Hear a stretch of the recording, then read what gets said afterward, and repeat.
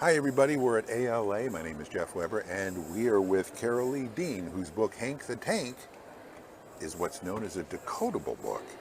I'm kind of curious, what are decodable books, and do I need a secret code book? Just a decoder ring.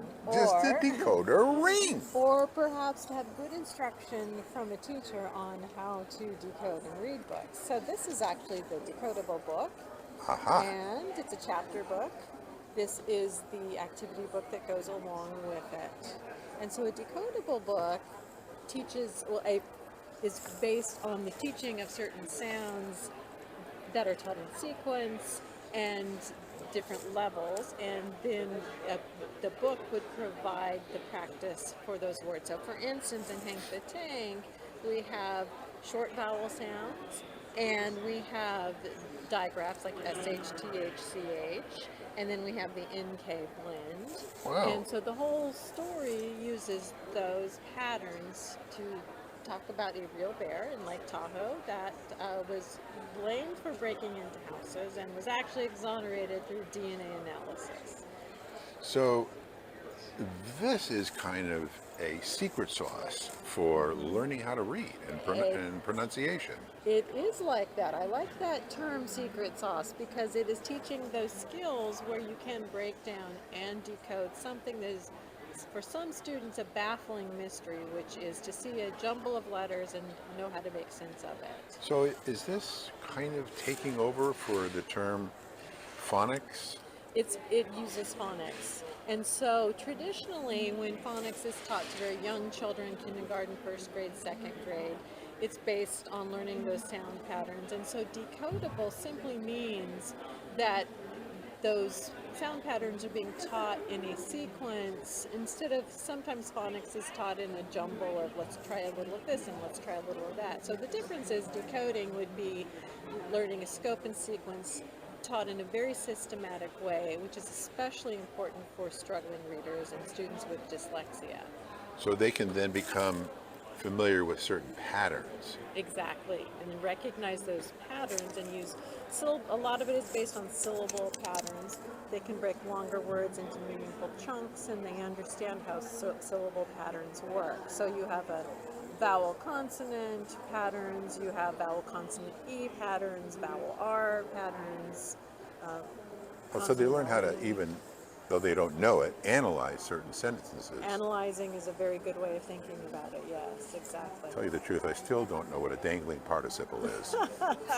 So, it's not for this book. Not but for this book, yes, exactly. Anyway, so Yes. who's your reader? Who are these books for? So the books that I create, I have the struggling readers in mind. But I also want this to be a book that anybody in the classroom, and this is grades 4 through 8, that a teacher could take this book and feel comfortable teaching it to the entire classroom. And so I use a strategy called pair and share reading. Called Pair and Share? Pair and share means that pairing the two readers, an advanced reader, could be a parent, could be a teacher, could be a peer, with a struggling reader. And so the introduction and then the background material is written at like a 5th or 6th grade level. And so someone else can read that so that the student gets the background knowledge about bears, the difference between grizzly bears and black bears, and all sorts of great information about how to stay safe in bear country. And then the struggling reader can read the decodable poem, which is specifically using those keywords. Now, it's written in a fun and playful way so that any student would pick this up and not necessarily know that it's a decodable book, and they would enjoy it as well.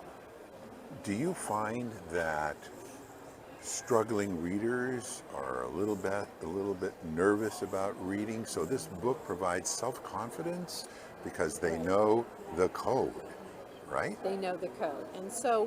And then the list of words, they can practice these words before they ever read. Oh, perfect. And then they can be successful.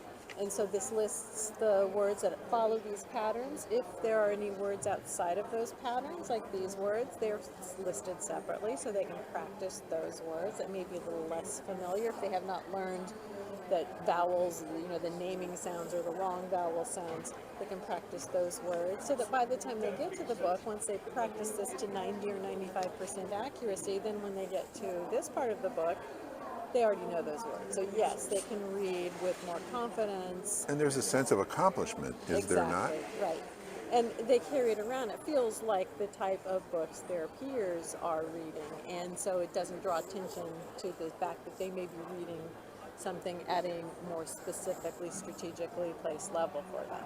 No, I think that's great because when somebody doesn't know something, they're a little reticent to chat about it or to engage. This book provides the code. So, Well, and to chat about it is important. That's why I focus on books that are about important topics. So this is about a real bear, so they can chat about it because that's good. This bear has been in the news. They can watch the old news clippings of this bear, and they can talk to their peers about and their family members about things that are going on. If they're camping, how do you prepare to be safe in bear country? And so all of that is in the book as well. So do you know Hank? No.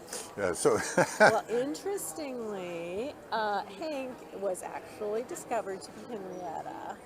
It was a female bear. Through DNA, yes. A little bit of intrigue through DNA analysis. And that bear moved to Colorado. Not Hank, but Henrietta was moved to Colorado. And she now lives not too far from where I live in Colorado. So. Is that what kind of got you started in writing decodable books?